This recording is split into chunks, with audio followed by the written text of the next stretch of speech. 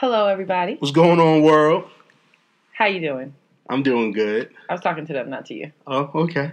I'm all. But how are you? I'm doing how I do. All right. Well, this is Dani. And this is your guy, TJ. And this is another episode of Lovers Quarrel. Yeah. We're trying to be very consistent and diligent. Yeah. She's trying, y'all. I ain't, because you're not going to hold this over my head again. I mean, listen, ever. Anyone who's in a relationship, anyone who's married knows that the women control everything. They make decisions and choices. So if they want it to go, it's going to go. If they don't, they don't. I don't like to lose. Okay. So you're not going to hold this over my head. I mean, listen, I'm just speaking facts. But today's a special episode. It is a very special episode. Very special episode. Like an after school special. we have our first guest. Go ahead. You're super excited. You don't like losing. Anyway, we have our first guest, and he is a friend, like family.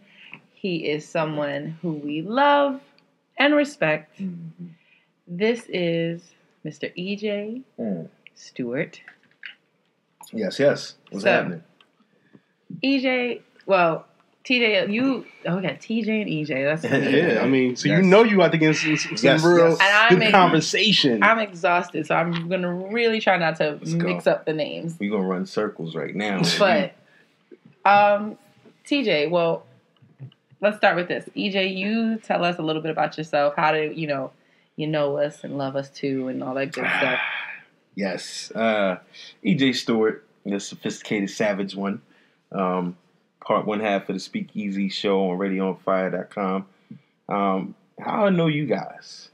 I met TJ first. Mm-hmm. And, we're all members of Black Greek letter fraternities and sororities. Mm-hmm.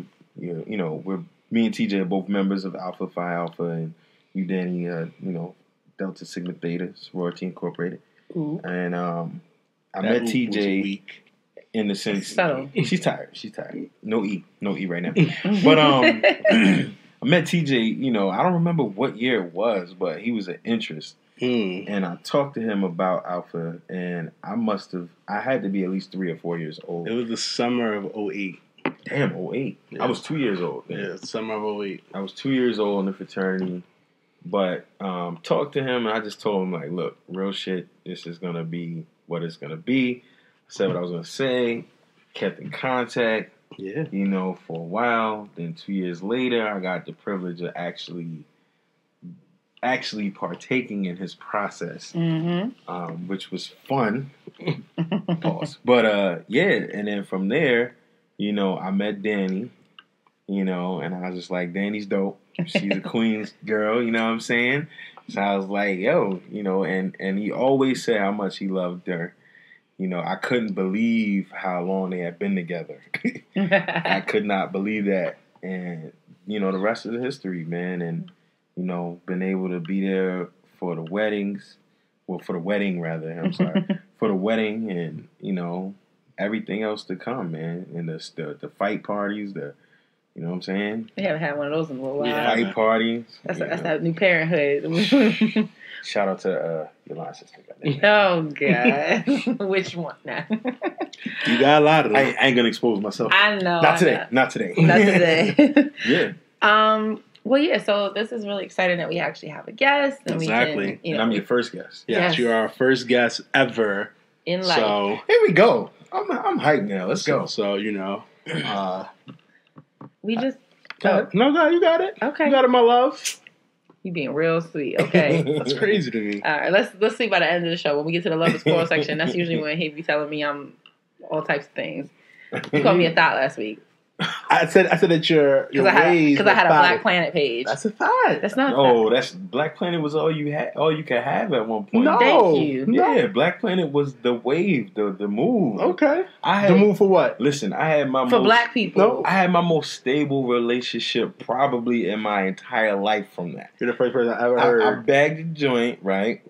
A young lady, and we dated for a solid 12 months before I even got any yams at that. Oh. So that was actually one of the second or third longest relationships Black I've ever been Planet in. is where all the What classy year? girls went. It was 2004. Okay. How old were you then? I was in high school. Okay. Yeah. I was in high school. Okay. And I was like in But when middle you school, went high school. on there, was your intentions to find a relationship, or was it to get some yams? Nah, it wasn't to get some yams, man. It was just a thing to do. It's the way people everyone join I Instagram. know, Was the way people join everyone Black Planet. I know, you joined Black Planet because you knew you was gonna get some. Did you join Black I Planet? didn't. I wasn't a thought. Whatever. Fuck this. I'm playing video games. I don't got time for no fucking meet and greets. I mean, you gotta think. So you like to play by yourself? Oh, no. I had friends I played with. You know. Oh, pause. It's even worse. You should have left. I'm not saying pause. I'm a grown man, Nah, married with kids. You can pause yourself. Nah, I'm not pausing myself. Too old. If I'm too old. Cool J could pause, then I could pause. I mean, you can pause. I'm just not pausing. Mr. Todd Smith is the epitome of black old married man. You know he's a grandpa now, or about to be. Oh damn. His daughter's pregnant. I'm too old to say pause. I know I'm comfortable with my sexuality. I'm not pausing. Oh my gosh. Well, anywho, moving right Came along. from Harlem. Okay. Moving. The greatest right place to be. Not a borough, but big enough to be a borough. But yeah, let's move on. Go ahead. Y'all got overcompensation complexes. What do you mean? So. What do you mean? Everyone comes to Harlem. Everybody wants to be from Harlem. Everybody want Harlem chicks. I've never heard. They want Harlem dudes. Because your wife is from Queens. Clearly, you missed that boat. That's because you were false flagging. I never. You went to a Harlem school. Yeah, but I never said I was from Harlem. So what? You was false flagging. Damn, what is this? 1996 with this false flag? No, I'm just saying. Just because I went to a good school that happened to be in Harlem. You went to a good school. I'm not taking that away from you, but I'm just saying you're a Queens girl who came all the way to Harlem. Yeah, I didn't come. That's like 2 buses, 3 trains. But I didn't come just for education. I didn't come because it was Harlem. I went. No, it was definitely like 2 trains. The A? You can't take the A? No, I had to take the. Go ahead. I had to take the F and the E. Exactly. Why not take the A? Nah, because the A was only in Manhattan. I had to get from Queens to Manhattan. She had to get from Queens. Harlem is in Manhattan. No, I'm talking for her. I mean, I had to get from Queens to Manhattan. So she would take. Go ahead. I would have to take the F to the E, and then I would. Is that before the bus or after the bus? 3. That was after the bus. I would take the Q2 to the train station, and then, it was like an hour and 30 minute ride. I went there one time. The first time I ever went to Queens, I went to go see her, and we were dating at this time, and her parents came and picked me up, and I was like, yo. No, she was with them, but I was just like, at this stop. I was just like, yo, this is the longest fucking ride ever. But that's why my parents used to drive me to school, because they both worked in Manhattan too, so it was fine. Listen, but we digress. Yeah, facts. So good digression. Yes. Vent of the week. Vent of the week. False flagging, nah. Excuse me. Oh my goodness. You want to start with the vent of the week? I can start with my vent of the week because mine is not that a big of a deal. Last week you were, trying to free Nelson Mandela, that I came in. I don't think I was freeing. And you were just on. But free, what is it? Bolivia? Oh, that's a whole nother. Yeah, that's. We can do that. Though. Yeah, I'm just saying. If we do that, we gonna be here. Free Libya. Yeah. My vent of the week. My vent of the week has to do with. It's funny. It's like escaping me right now, but it's something to do with work, and basically it's. You're gonna have to come back to me because. Okay. You talking about Harlem? We just spent 15 minutes of coming back to you. All right. So we're gonna come back to her. Whatever. Our guest. My vent of the week. What's your vent of the week? My vent of the week. So normally when I'm on the SpeakEasy, I normally have every episode vent that mostly relates to people like me that live in the city, unlike you guys. Mm-hmm. But we have to deal with rats and trash. So my normal vent is stop throwing trash on the street. However, I will switch gears. Communication. Black people. Stop being prideful, stubborn, fighting, carrying out your selfish ways, and actually communicate. We have a problem, and I don't know if it's a generational thing or if it's a man and woman thing, but our black and brown people, we don't communicate effectively. You know, and it's just like communication. And as I get older now, and we're gonna talk about other things, but you know, communication is the core of everything.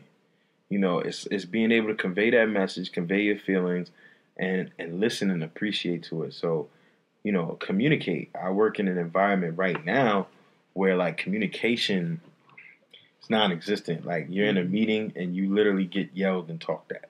Mm-hmm. Literally, you know, and it's demeaning, and I see what it does to my staff. So I try to be a buffer in that aspect. But our people, we're all about communication, nonverbal, food, culture, all of that. So communicate. That's my rant of the week.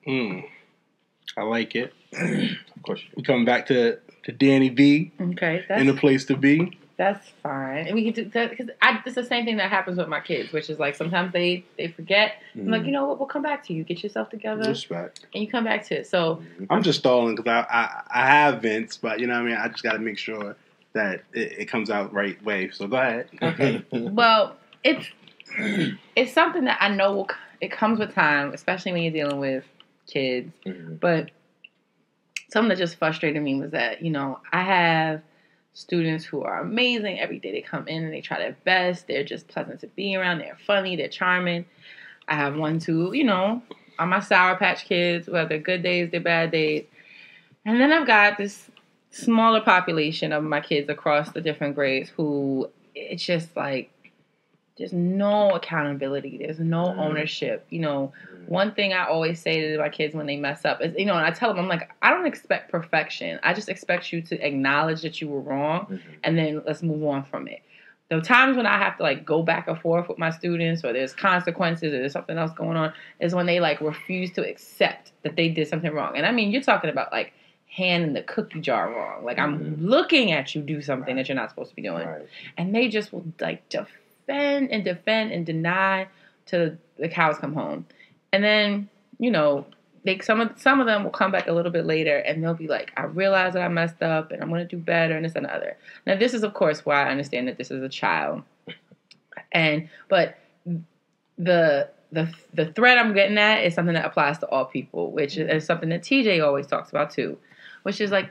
Say that again? Oh my God! Here we go. I can't ever give an inch, take a mile. I can't. I was reading something, so I just wanted to make sure I heard you. Right. Yeah, I'm sure you did. So, your word. If you have nothing else to rest on, all you have is your word.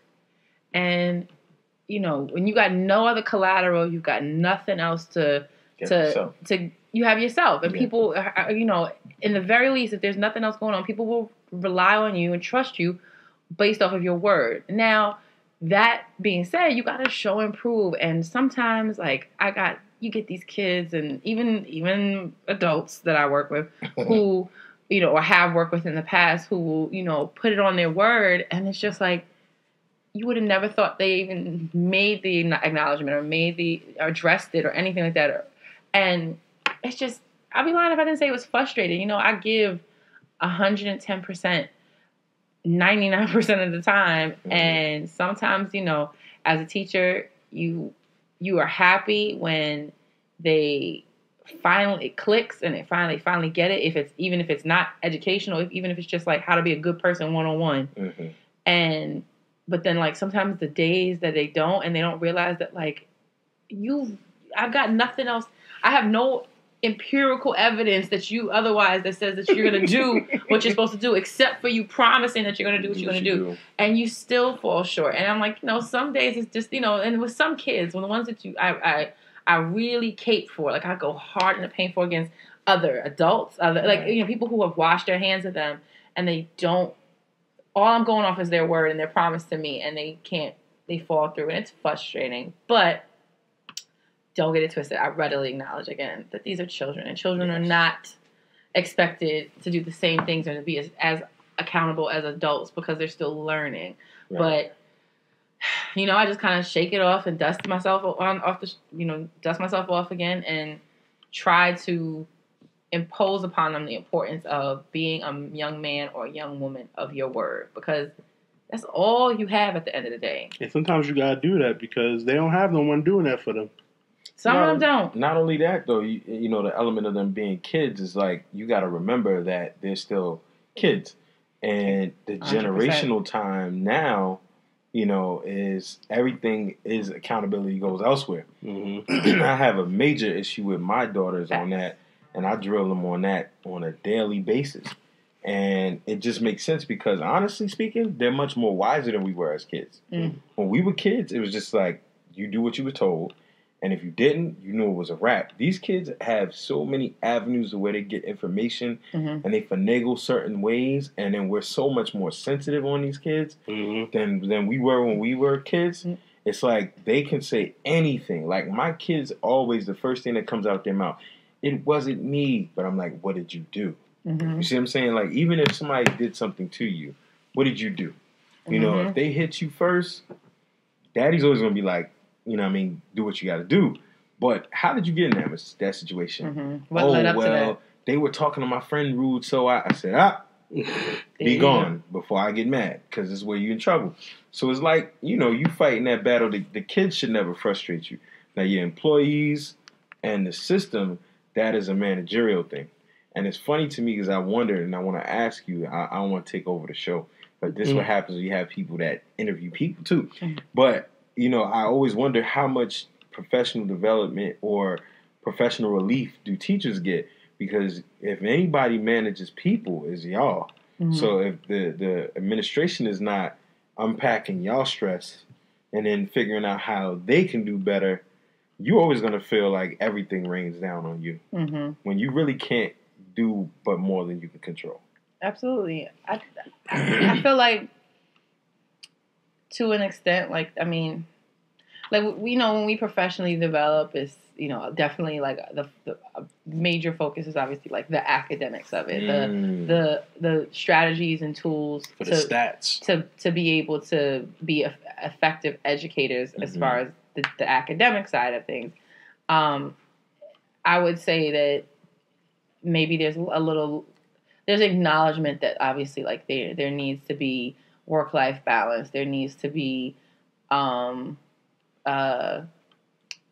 mental health, and because one of the actually what's interesting. She actually asked me about doing a podcast. One of my coworkers, she has this whole like program initiative that she runs, and it's called Happy Teacher Revolution, and basically like the whole focus is about how like teachers oftentimes have like secondhand PTSD because we absorb the trauma that our kids are experiencing. Because like this week alone, I have a student who, when she came to school out of uniform, I'm like, honey, what's going on?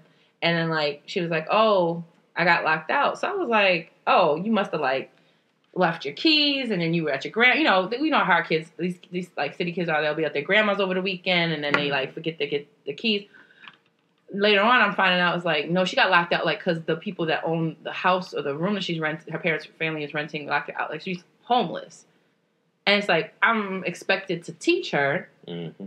I'm expected to like enforce a dress code when, she had all her belongings have been locked away from her, and it's just like that's just the tip of the iceberg for some of the stuff that my kids are dealing with. And many teachers, and you can't help but bring it home. You can't help but wear it on your sleeve. Yeah, because especially if you care. Yes. Because and most teachers do care, and it's teaching is honestly like is the most rewarding profession I feel like I could ever choose to be in. But I'd be lying if I didn't say it is the most. It wears on your spirit. Taxing. It's taxing. I'm a social worker at nature. So when I first hit the streets of Baltimore and Philly, I was working with that population.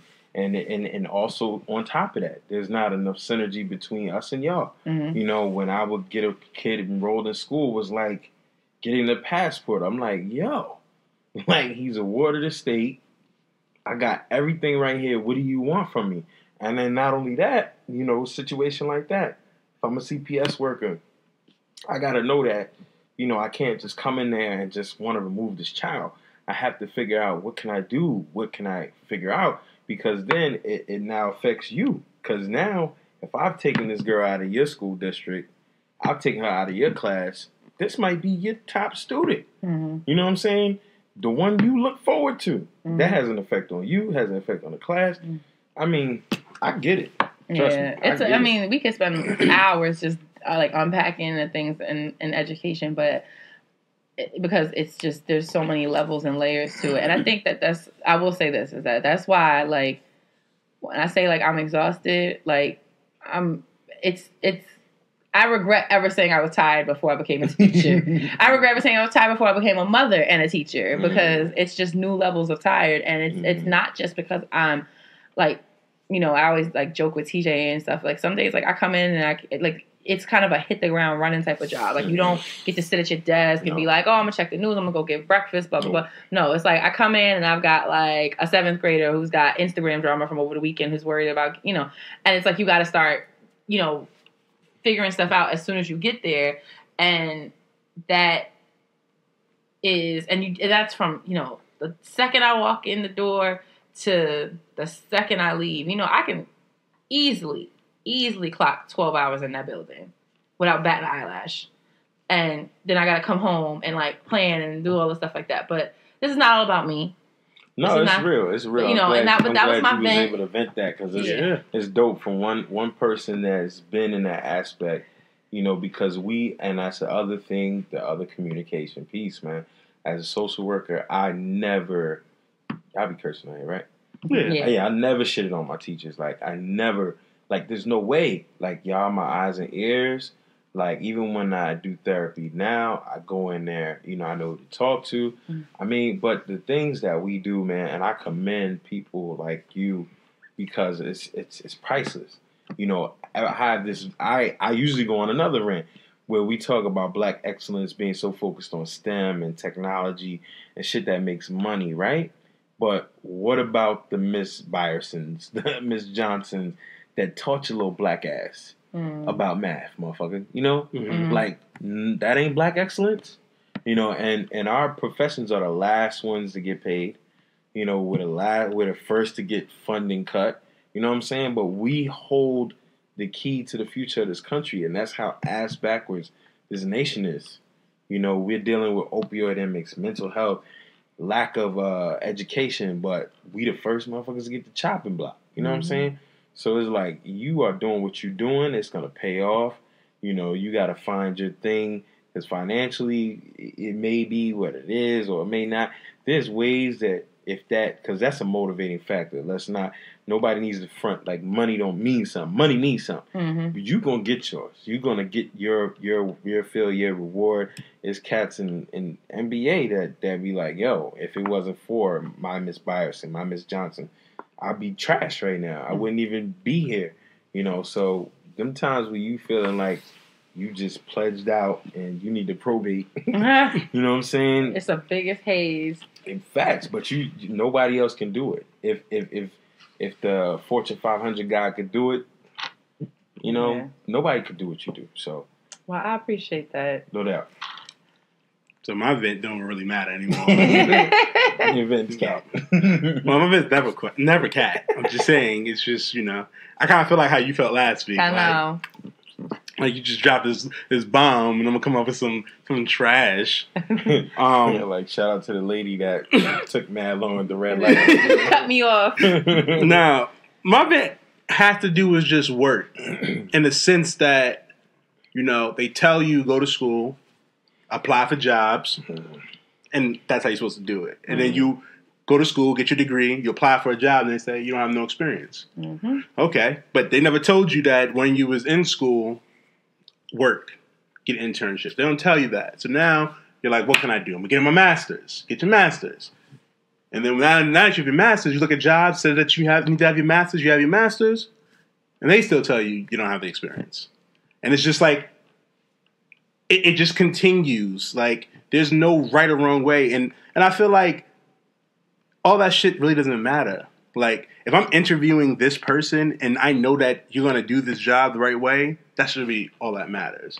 All the credentials, have you managed people for 3 years? No, I haven't, because I've been in this entry-level job, so I haven't had an opportunity to get that 3 years. How else am I going to get it unless someone's going to give me a shot? Exactly. So that's my vent. My vent is just what you're suffering from is something that I always talk about. I'm sorry if it seems like I gotta answer everything, but see, somebody like me, I think about a lot of like this is why I go crazy half the time. That's why I'm like, you know, on my off days, I'm gonna drink something, I might have a cigar or something because my mind is always racing. Mm-hmm. And it's like you're suffering from the effect of the baby boomers. There are too many people, too many baby boomers, and no offense because I understand why a lot of y'all are working and feel like you have to, but a lot of y'all need to retire. And the higher education scheme of things, you know, this is why the fraternities and sororities, we got to play a bigger role. We got to be more mentors because nobody ever told me a damn thing. Mm-hmm. Had I known better, I would have done different things. And even on a social work level, when I went to University of Maryland, only because I couldn't go to Morgan because at the time they didn't have spring, whatever, it didn't matter. No one lifted a finger to say, work on your clinicals, get this, get that. So I've had my master's longer than most people that on a clinical level are way more licensed advanced than me. They don't have as much work experience, but, you know, they got as much licensure as me. So I decided to go a different route. But even with that, I always wanted to go to law school. So then I decided to do the PhD thing and all of these. I'm going all these different kinds of ways. Even when you're talking about debt and financial aid and then the working and then the internships. Like somebody emailed today from Morgan talking about internship at the White House. So I'm like, how am I do that as a full-time person? Mm-hmm. I didn't know any of these things. Plus, I also made some choices earlier to move a little faster. But it's twofold. It's the mentoring. And, you know, we can run in circles about this all day. But as big brothers, we need to be more influential, if not just in our community, big brothers and big sisters, to let them know what the real is. Because that's what we're supposed to do. Mm-hmm. You know, somebody failed you. They did other things for you, TJ, but they failed you in other ways. The same way they did me. I had pro fights that were just trying to make it. So I'm a product of their hard work to help me make it. Mm-hmm. So I've had people come to my house and school them. And from what I can see, those I can reach, they're doing okay. I'm not saying I'm taking credit for it. We got to have these conversations, right? Makes sense. But the other thing is the workforce. You know, we talking about all these jobs that are being created. A lot of baby boomers are still working for no reason. Mm-hmm. You just, I got a lady, excuse me, I got a lady on my job who's a deputy director, and I'll leave it at this. She's 60 plus. She retired after 30 years and came back. Mm-hmm. For what? You holding up somebody else's advancement. Granted, the administration that brought you back felt like you were the one for the job. You're not just the one for the job. They were just most comfortable with you, and they know you can get it done, which in your fairness, cool. But now you're blocking, maybe not a TJ on that aspect, but you're blocking a me or somebody like me that could bring in a TJ, move out the that way. could bring in another person. So it's the workforce. You know, they got to retire, and it's frustrating. It's levels to this shit. Yeah. And it's definitely a game. So to the listeners out there, that's my vent. But the solution, as EJ was saying, is the mentoring. Like when you are going through college, look for internships. Find the department head. Ask questions. Build that relationship. Because honestly, that's what college is about. College is all about networking. But we don't network a lot, you know. And again, you know, when you join these organizations, really get to know these people. Like, really ask questions and really reach out. That's what I'm learning. I'm learning that I'm learning that working is a game. It's politics 101, and you have to be ready to play it. You know, there are some people who are lucky who just get into a good job and they move up the ranks, but there's a lot of people who know people and they tell them, like, listen, this job's opening next week. Let me ask you this question, because I know the answer personally. I think I remember the answer. Did you know what you wanted to major in or what your career was? No. That's another 98% of the problem with college. There are motherfuckers out here without college degrees making more than all three of us at the table. Mm-hmm. Not because I'm just speculating. No, we understand. But you know what I mean? Mm-hmm. Like, but also another thing, I knew I wanted to do social work because I just wanted to go to the NFL and maybe play football. I didn't really know what that entailed, but it was getting me out of where I was at. And out of 50 dudes in my neighborhood, you know, it might be 2 of us with a college degree, you know, that are doing something on the up and up. But I still didn't know what a career looks like. Yeah. At 21, I didn't know. At 18, I didn't think I could make it to 21. Then when I got to 21, when I got to 19, And then I got to 20-ish and I'm in my dorm room and I'm just drinking and I'm chilling on my birthday and I don't know what I'm doing. Nobody's telling me career-wise. Some people had it figured out. Yeah. They were business people. They knew what they wanted to do.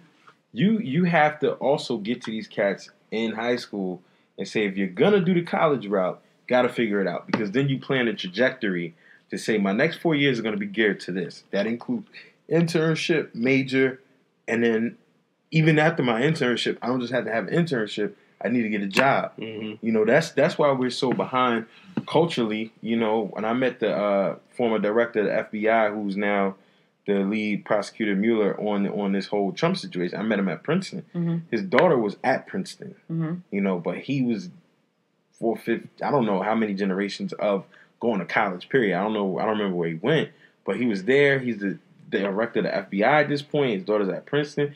Now, most times when you find in these Ivy League schools, a lot of these people don't get in on their academic merit. Mm-hmm. A lot of them get in because they're trust fund babies. Legacies. Because of legacies, you know what I'm saying? But they have a leg up on us because they know the process. No one ever really questions your degree at the end of the day. Yeah. They question how you use it and what you got behind it, the experience, and who you know. Mm-hmm. So that's 98% of the battle, too.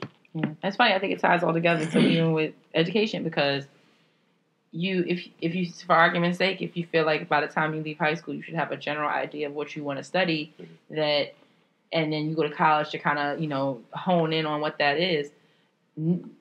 99% of the time, knowing what you want to do for a living comes from being exposed to something that piques your interest. But then if the exposure isn't there, you only know what you see, and you're not getting any other experiences outside of your own day-to-day life. And, that's something that, us good teachers, we fight tooth and nail for, is the exposure, is the ability for them to see things outside of their neighborhood, outside of their city or state. Because, I tell my kids all the time, I'm like, the world is a whole lot bigger than the West Side. And, it's about understanding and experiencing other people's cultures and realize that, like, everybody doesn't live and think and move like you. No, definitely. So my mother used to tell us that, like, when we go away, like, we couldn't be on the corners ever. So, like, if she saw us on the corner, she'll come to us, whisper in our ear, like, you need to be gone. But she used to always say, like, the people on the corner are gonna be here when we get back, because you didn't want to leave the hood, or you know what I mean. Not my friends. And then when you leave, and then as you get older, like when I look back, I'm like, shit, same people who was there, like they are still there. So I do thank my mother for that, but there's also some things that my mother didn't know that she couldn't have taught me, and it's shit that I'm learning now that I can give to Tatum, like I'm going to put her in everything. I want her to be able to find what she likes. Whatever she wants to try, let's try it. Right. But her younger years are going to be all about experimenting, finding out what she likes. And then if she says she likes this, okay, now we're going to hone in on that. Like my cousin Brandon, his daughter wants to be a doctor. So he's honing in on that doctor. Like, she's like, what, Sid is 8? Yeah, she's 8.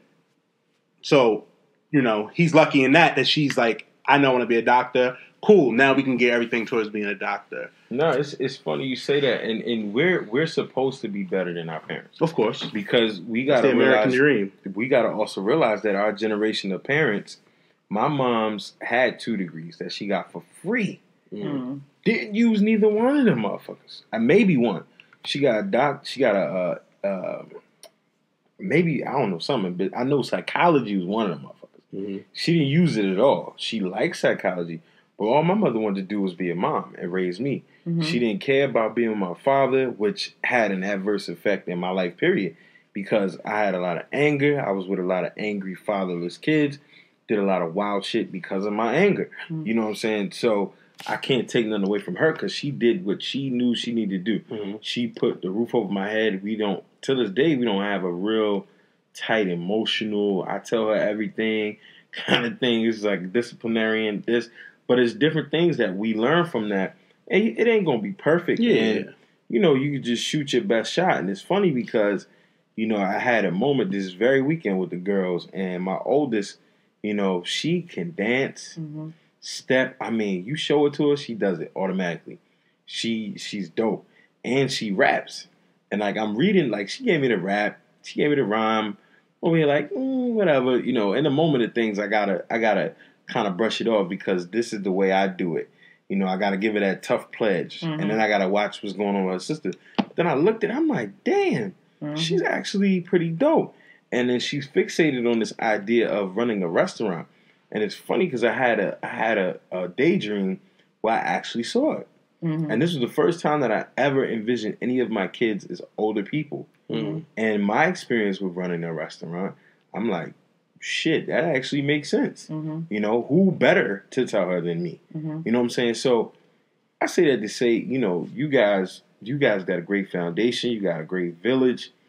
Y'all gonna be fine. You know, whatever Tatum wants to do, whatever y'all figure out, you know, keep that core value that brought y'all here and then add your own sauce. It's like gumbo. You know what I mean? Everybody passed the recipe down, but everybody adds something new to Put it. your own little spin on it. Yeah. I don't like gumbo, but I get it. Gumbo good as a motherfucker. Oh I get my it. God. He bullshit. Well, I feel like on that note, I think we might need to take a little. You want to take a break? All right, we're going to take a break. And then we can come back with our... take a moment for one of our sponsors. Yes. And then we'll come back with our relationship tip. And we're going to actually pick EJ's brain about all things relationship oriented. Dum da dum dum. I didn't sign up for that. I ain't signed up for that. God.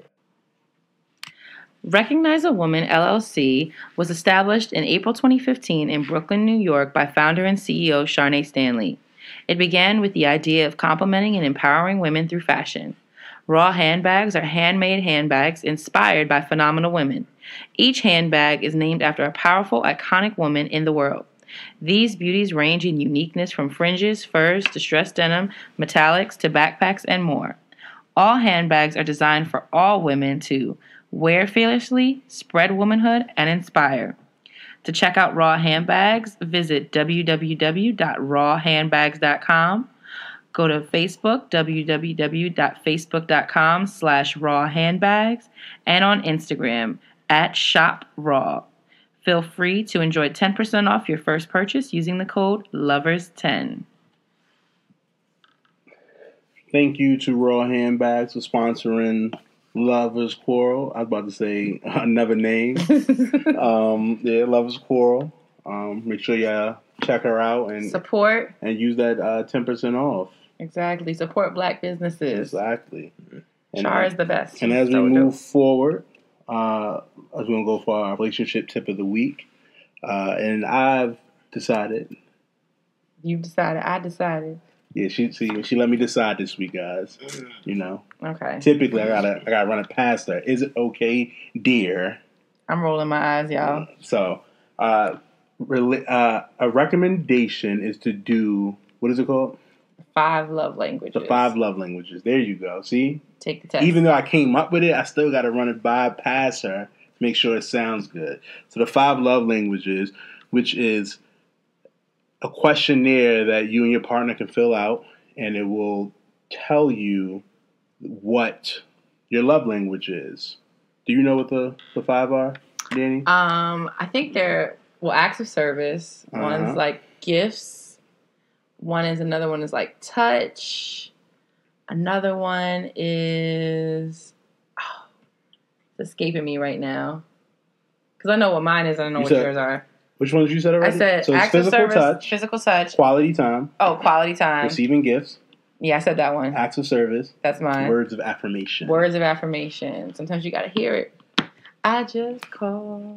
So my recommendation as relationship tip of the week is you and your partner fill them out and then go over it together to see what your results are.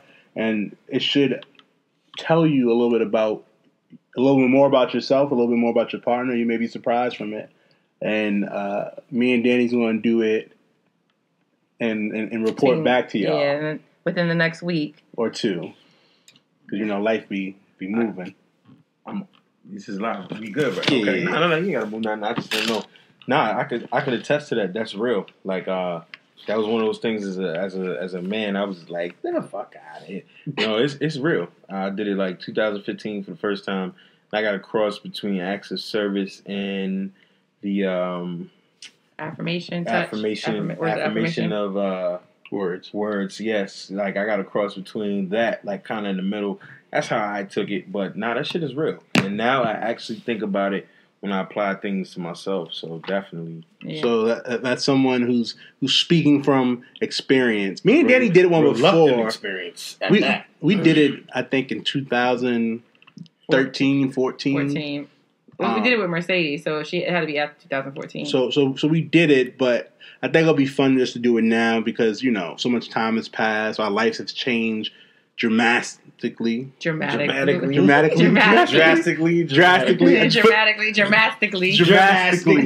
that's a new word. You should coin that. Dramatically. Yeah, dramatically. Oh So dramatically. Words mean things. So we will report it.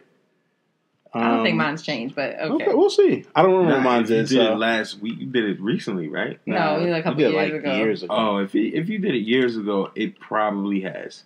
Because your love language goes based on what you want and what you feel is important. Because Danny at 21 probably needed words of affirmation more than acts of service.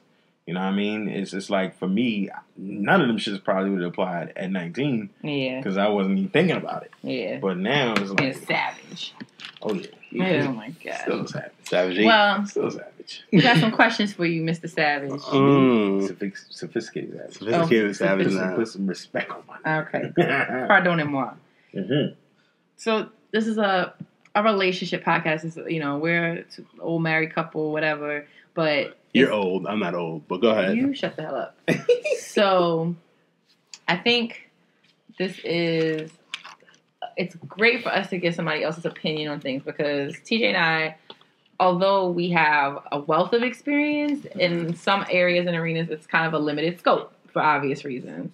So I think it's important that we have other people on who have had different experiences and similar experiences to our own, so that way we can, give a more unbiased,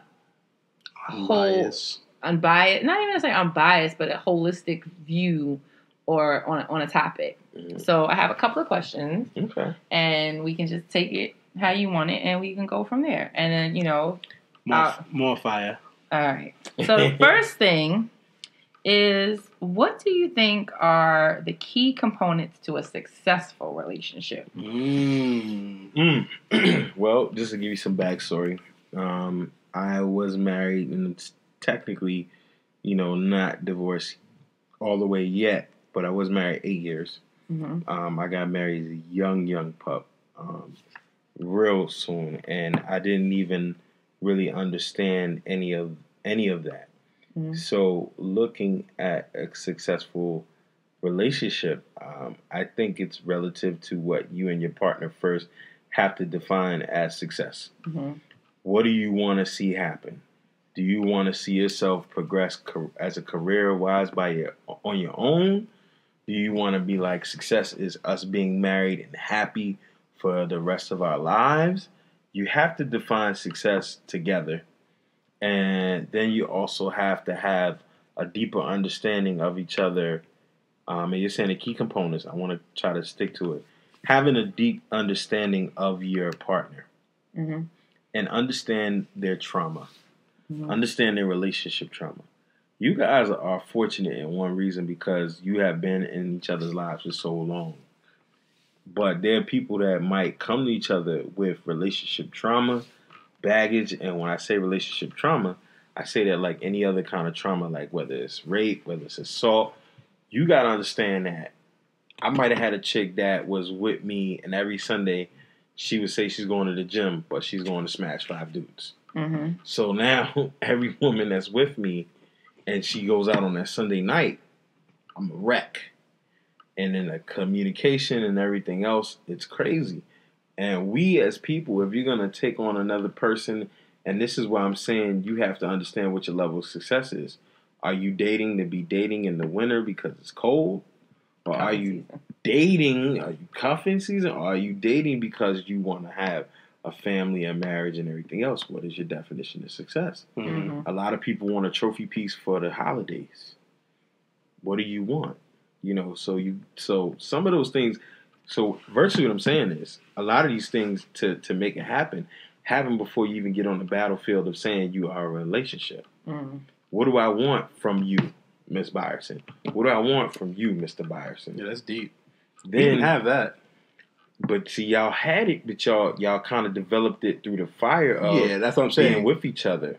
I don't think a 15-year-old TJ, 16-year-old Danny thought we would be here. But y'all definitely did. Y'all would stick. Y'all you trying to thot me out. I wasn't trying to thot you out. You trying to get your She definitely tried to cougar thought pocket. She definitely did. But go ahead. But I mean, you guys withstood the test of time. So a lot of the things, a lot of things you guys were afforded, and it's whether y'all like it or not. Okay, y'all always gonna be them people, and it ain't no pressure to y'all because you know why? Just do what the hell y'all been doing. Mm-hmm. Fuck everybody else.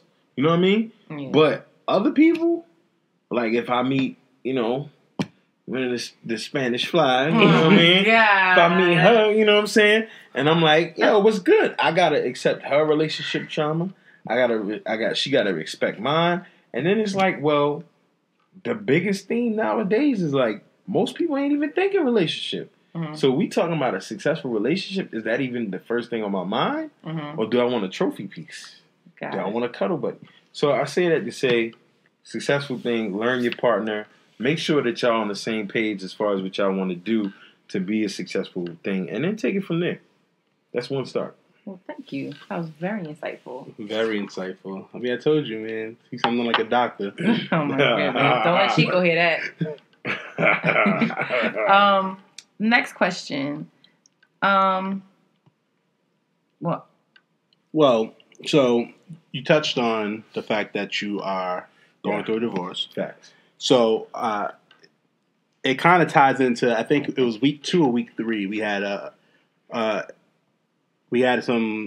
email from one of our lovers. Yeah. So I'll call our listeners lovers. I'm not sold on it, but no, it's hard. That sounds like some freaky sex shit. I would say one of y'all quarrel. I said quarrelers. No, that sounds corny. That's dope. I'm going with lovers. So one of our lovers, they asked us, when did you know? Like, when do you know it's over? Like, and I think we couldn't really properly answer that. Yeah, because as you should not. Very good.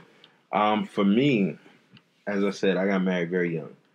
Literally months after graduating. Literally, I don't even think I was 21 yet. Technically. I don't even think I was 21 yet. And, started off love-filled, passion in my eyes, the whole thing.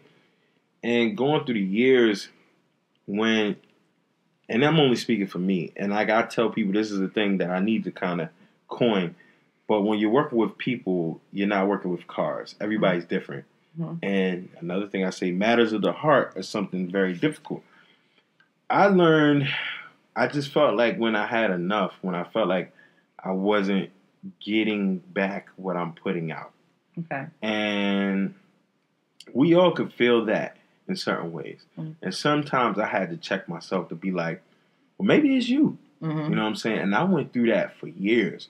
And I'm talking about depression, drinking all the time, just mentally messed up because I'm like, it's you. You know what I mean? Mm-hmm. And then after a while, I had to sum up the things that have happened to say, okay, I don't feel it and I can prove it.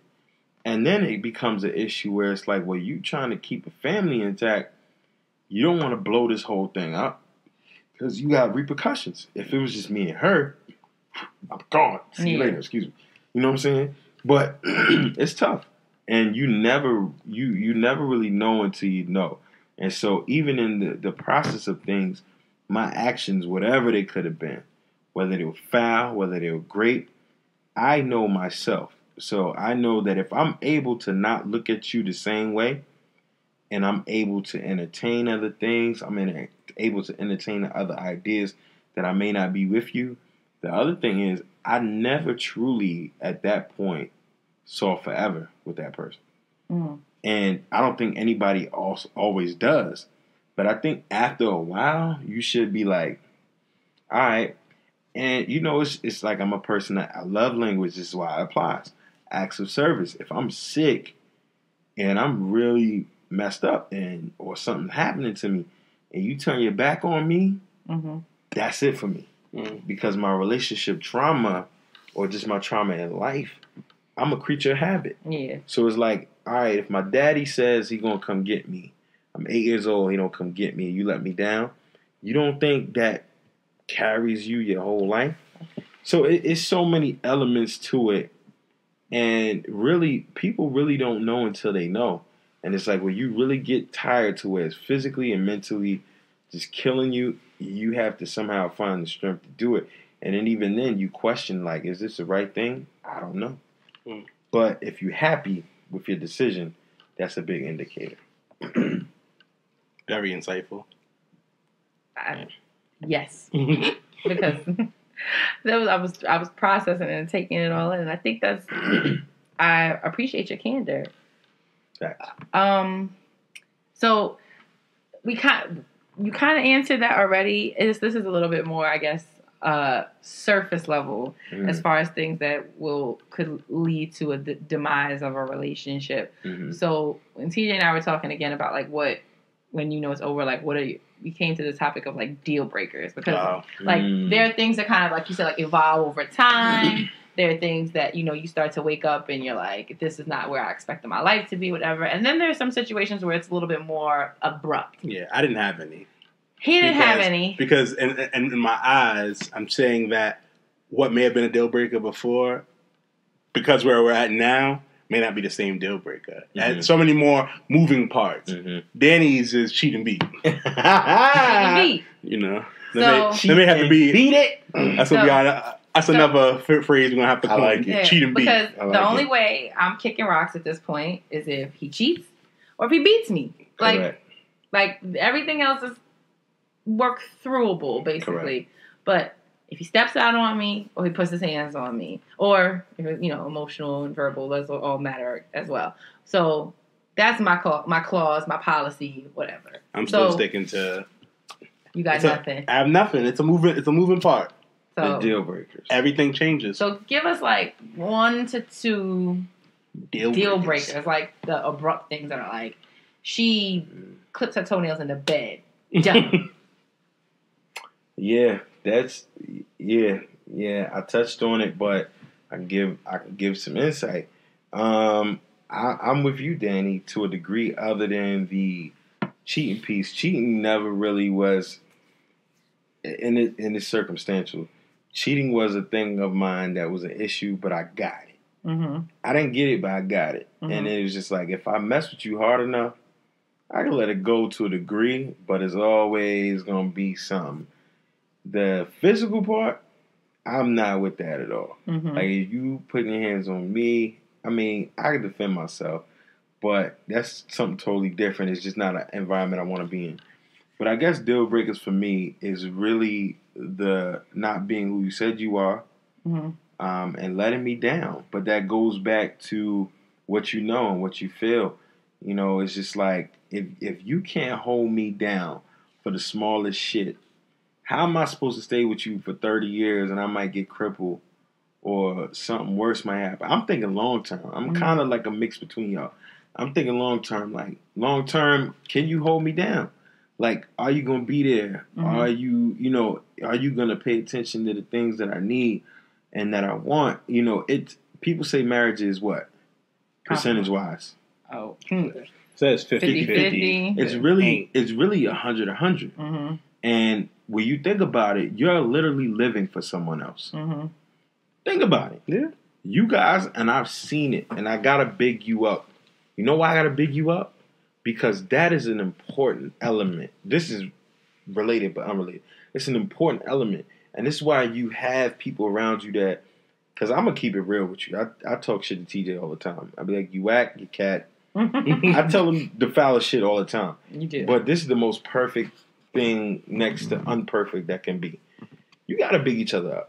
Because when those times in the fork in the road where you don't see it, if I'm your man, I'm going to tag you in and be like, yo, y'all are good. And y'all support each other. Sometimes that's all you need. And the deal breaker for me is like, yo, I've been through a lot of shit. And if you ain't got my back, my trust level is done. So I would have to say trust. It ain't even an act of cheating. I'm like, if you cheat, just tell me. Because I might get over it. If I don't, that's another issue. But I need to know that when I'm down and out, you got me. True. Sounds like a plan. Oh, am I still running the point on this? I mean, listen. Happy wife, happy life is what I've been told all my life. That's that bullshit. You remember that? That's that bullshit. Happy wife. It is. I'm being very facetious right now. Yes. But, you know. It helps. Sure, why not? But it does. It's not the be all and all, but it helps. It does. It does. So, are you, this is a little more specific to your own situation. Oh, shit. Are you open to marriage? Again. Yes. Okay. I am. Yes. Okay. Yes. I think, first and foremost, I think I was young as fuck when I got married the first time. Understandable. I got married on the premise in my head, 50 to 55% of the fact I didn't want to be like my father. I was getting married, knowing that I was going to have a kid on the way, and I didn't want to abandon that idea of having something that I didn't have. But I don't really know what a marriage takes. And to this day, I mean, I got a better idea, but I still don't know shit. But I would do it again for sure. I would do it again. Now, there's this thing going around IG and Twitter, like I'm one relationship away from being a dog, dogging it out. I'm telling you right now, all I got is one more. Oh my God. So if it ain't right between now and then, you know what I'm saying? You might as well forget about it. You know what I mean? But yeah, I mean, marriage is because nobody, and a lot of people, a lot of the baby boomers, they got their friends. People that they live and die with that might put them in their will. I'm telling you, it's real shit. People that are like baby boomers that 50 something to 60, 70, they got their own shit. They've been married before. Everything's going to their kids, and you and I know that. It's like, man, when I die, everything going to my kids. Well, shit, you thought I was going to leave you something? Everything going to my kids, and they cool with that. They cool with dying with that. And I think for me, I'm still young enough to say I can build something new with somebody. And still, but they got to give me that trust to be like, I had to sign my name on this because I got a lot of shit that's going to come with me. So anybody that really want to deal with me got to be ready for all of that. Yeah. And I'm not even just talking about internal, I'm talking about external. You know what I mean? So it ain't just me, but I'm open to it. So what happens, right? You move on, you get married, right? Slow down. If you marry, hypothetically. This is all hypothetically. Hypothetically, yes. The stuff that you have, how do you determine what goes to your kids and what goes to this new person? I mean, it also, it's one of those things, again, too, that, how secure is this new person going to be in whatever they believe their role should be? They have to understand that, I did have an entirely different life before you. Are you ready to understand? See, as a man, and you can relate to this, and it's just me being biased, as a man, we are socialized to say we go first. We die first. Don't take my kids, take me. So virtually, and I'm just now coming to this more and more. That's why I have my little wins here and there. Everything I got, it ain't for me no more. So if I got enough where my other life before was straight and my supportive things that I can do, if I could split it, virtually all of me would be split. There is no more me. There is no more. I made that decision when I made the decisions that I made in life. There is no more inner me. You know what I'm saying? That's why I tell people when I do little subtle things, like me getting a PhD was a promise I made to myself. My brother that got murdered, it was just like, I'm going to do it because that's what I said I was going to do. And I don't know how realistic that's going to be, even though I'm at the end of the race. But honestly, it ain't no guarantee that's going to do anything different. I'm still, and to succeed, you do have to have a level of selfishness. If you guys can work as a tandem to be selfish to the rest of the world, that's dope too. But as a man, even having the show, the SpeakEasy on radioonfire.com, even doing that, you know, that was an act of selfishness. Shameless plug. Not even shameless. That was an act of selfishness that took me 5 years to do. 5 whole years. I had the platform. I've been doing it. I've been wanting to do it, but it took me 5 whole years to do. When I had extra bread, I was like, nah, do this. Nah, do that. I could have been building the basement studio the whole night. So I say that to say whoever's going to get with me has to understand that that's what it is. And they may have their own shit they bring to the table. Yeah. And as a man, I might be like, you got 3 kids, I got 3 kids, let's make it the Brady Bunch. What's good? You know, they dad not in their life. I got them. I can teach them how to throw a spiral. What's up? You know? So it's a lot of moving parts. Definitely. Well, that's good to know.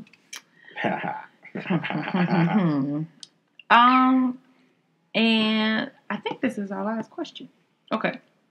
So you have obviously relationship experience in all ways and shapes and varieties. Not all ways and shapes and varieties. Okay, well, you got experience.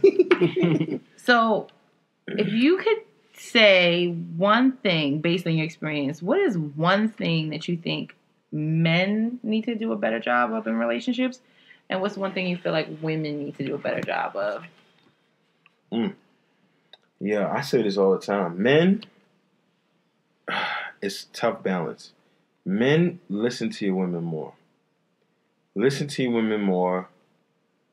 Understand who they are. And actually, everything I'm saying is unisex. Okay. Fuck it. Listen to your partner more. Understand who they are more. Understand what they need. Understand their communication. And take yourself out of it. As men and women, we naturally operate different ways. I tend to think men, for the most part, are more rational in the sense that, not that we're rational, that we're smarter, because we're not, but we're simple. We're simple. Even if we are smarter or whatever, we're simple. We do one thing, we do one way. Woman, y'all are naturally, most times, more complex. And I won't say that. I think we need to stop thinking that we so different. You know, find your common plane. You know what I'm saying? Like, you know, take ownership of when you wrong. Take ownership when you fucked up. Understand that you being selfish. Understand that you not attending to the other person's needs. One big problem that we both have, and it goes back to relationship trauma, right, Danny?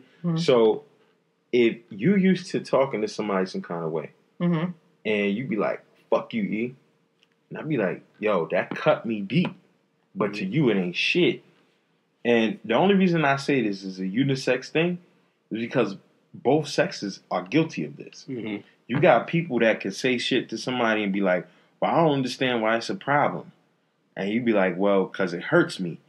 But understand the difference between men and women is that we're less communicating. Men are less able to communicate their feelings because we're reluctant to. Because society tells us that we shouldn't. So that's one thing that women have to understand. You gotta understand that he wants to open up, but he's taught to be tough. Oh, I open up. Yeah. But as a woman, she might not be used to dealing with that. Facts. So, and then as a man, my thing is I want to be as open as possible. Yeah. Because if this thing doesn't work, not saying that it won't. I'm not talking about you. Talk about me. If it don't work and I'm not as open as possible, then I can't say that for me, I want to be as transparent as possible. Right. Because then, again, if it does not work, I'm not saying that it won't, but you know that I gave 100%. It's not going to be like we're divorcing and then I'm telling you, Lord, you didn't do this, you didn't do... No. You're going to know everything at every moment. Because at the end of the day, if you don't want to change, cool, you don't want to change. But you can't ever say, I never told you. You can't ever say... That was one of my biggest things. But at the same time, you also have to understand, you might not have always been there. The person that you're kicking that to might not be there. They might not have been raised that way. They might not understand that. So it's a hand-holding process that you got to walk through the cornfield together. It's a growing experience. So I'm going to say there is no different things that I would say that either or could do. Reject the societal norms. If anything you should do, reject the societal norms. Throw all that shit out the window. As a black man, bury your pride. As a black woman, bury your attitude. Fuck it, y'all got it. Okay? And fuck it, we got our pride. He got an attitude. But when you say black women, because you... Never mind. First of all, that's what we're not going to do. Never mind, you got it. You're not going to. My fault. Nah, you are black. I took my ancestry DNA Yes, test. you are 50% plus. 53. 55? 53. And in Togo? Cameroon. She's 53. I think they're scamming motherfuckers. They telling people the same shit. Yeah. Not saying you're not. Because you did hit your folks was on the boat with all of us. Yes. But we just ended up. What part of the boat were they? Were they sailing the boat? Or were they actually in a cage? That's what you gotta figure out, you know? I'm not going to participate in this narrative. Oh, okay. Mocking slavery. I'm not mocking slavery. Ain't you the one that brought up Libya earlier? Yeah. Fact. I was going to say. No, I'm... Straight to hell you go. What I'm trying to say is that your people... Yeah, my people. Y'all were in the house. Y'all were the slave masters. You know what I mean? You may have a... That's rape culture. We ain't asked for that. Okay, I'm just saying. Rape culture is very different. No. They were raped. No. It's all about you think power. They went it's in all there about power and control. No, I get that. But rape culture is like... No. Pushing... What's the name? I got to stop you. All right, go ahead. About... Of course, it's different because we're not in shackles, but it's all about power and control. Okay. If you look at all of the dynamics that are coming out, and I talk about this on my shows all the time, because it's so funny to me now. Not funny, but and then the perv in me comes out too. But it's crazy how many teachers are popping up messing with their male students. I'm like, where were they at when I was in school? Me too. I would have did it. But my other part is that's a issue of power control. Yeah. Now, even though it's not a totalitarian element of slavery, it's still a power control type thing. Got you. Like the teacher in Colombia that was like, if you don't smash me, you're going to fail. Telling this to young boys. You know what I'm saying? So it's a power control thing. That's at its core. But then there's other things. Mm-hmm. So rape culture then is the same as it is now at its core as power and control. Got you. Thank you. Learn something. Whatever. I try. I've been doing this since at the end of the day, you're still white, but since 2008, apparently, been learning them. Yes, you have. Yeah, yes, someone 2008. That's your anniversary. is that our anniversary? Yeah. Oh, nice. Now you foul. Now you She's hilarious. Foul. And then I got the last question. All right. You know, I got one more. What is something you would tell your younger self, relationship wise? What is something that you would go back to yourself and say? Hop in the time machine. EJ. Would it be EJ don't? Fuck me. EJ stop. Get money. Fuck me. Nah, man. I wouldn't change nothing. Dope. I wouldn't change nothing, because I know that the amount of money that I had at that point in time, I probably would have been wilding, and I think God's plan is God's plan because I look at everybody that I came up with. A brother got killed. There's brothers in jail. Shout out to Kwani and Bear Hill. I need to write to you. And other people. I could have done 1,000 other things. Like I always tell people, you could be anywhere else in the world, but you're here. Mm-hmm. Fuck you complaining for? I got my freedom. I got a little money here and there. I've been broke. I still am broke as shit to a degree. I ain't, rich, famous, and nothing like that. But, life is good. So I would tell my younger self, man, relationship-wise, nothing. Like, nothing. Just be more careful and be more... Nah, fuck it. I was all right. I did okay.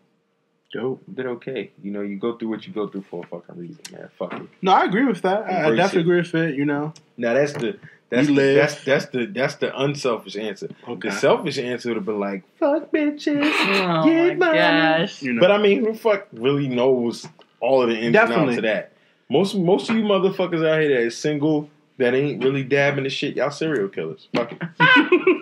And on that note, if you making $100K and you single and you don't have no kids and you're not committed, you're fucking serial killers. Fuck it. You're Christian Bale. And Psycho. American Psycho. He threw a fucking chainsaw down the stairs. Chainsaw, butt naked in some Prestos. Or what was it, Prestos or something? That's white privilege at its finest. Yeah. You're fucking Christian Bale. Dropped it down the stairs. I ain't see no neighbors. No police. No nothing. He's just killing people. On the Upper West Side of Manhattan or some shit. Yeah, you fuck Christian Bale. If you got 100K, I mean, he's also Batman now, so nah, fuck that Christian Bale. Nah, Ben Affleck, my Batman right now. Nah, fuck no. Ben Affleck is my Batman. Christian Bale right would now. beat the shit out of that Batman. I gotta go with Christian Bale. Y'all are fucking. Y'all don't want to make this an argument at all. Ben Affleck's okay. When y'all see Justice League, holla at me, okay? But Ben Affleck right now is he still using guns and stuff? No. But see, you're not a comic head. I am. He's the older Batman.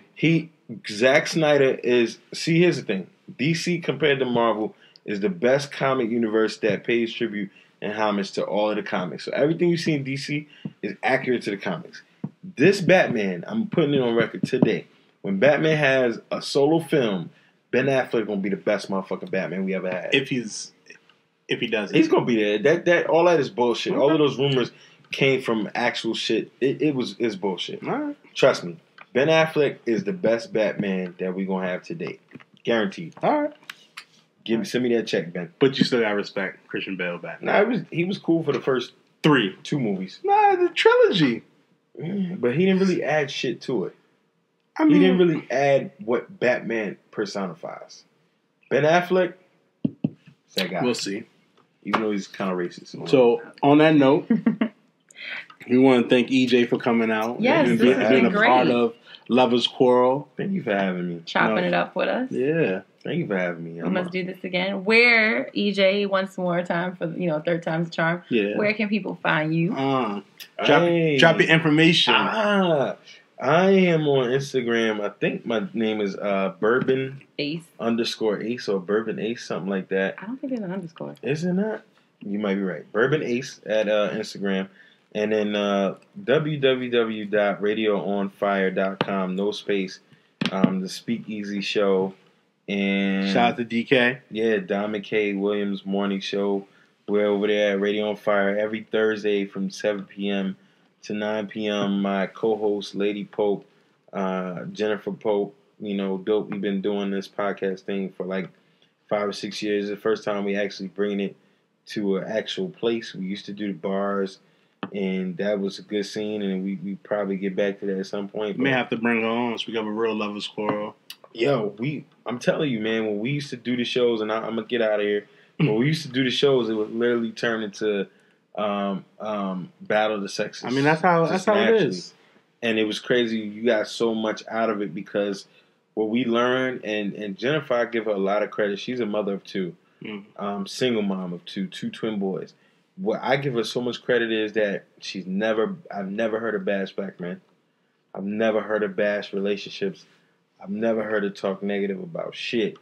And she brings it every time, and it's like we realize that when people talk, they figure out we all saying the same shit. Mm-hmm. So radioonfire.com, SpeakEasy. Check us out. Bourbon _ Ace. I am Bourbon _ Ace. I apologize. Check me out at IG. I'm at Bourbon _ Ace, the Sophisticated Savage.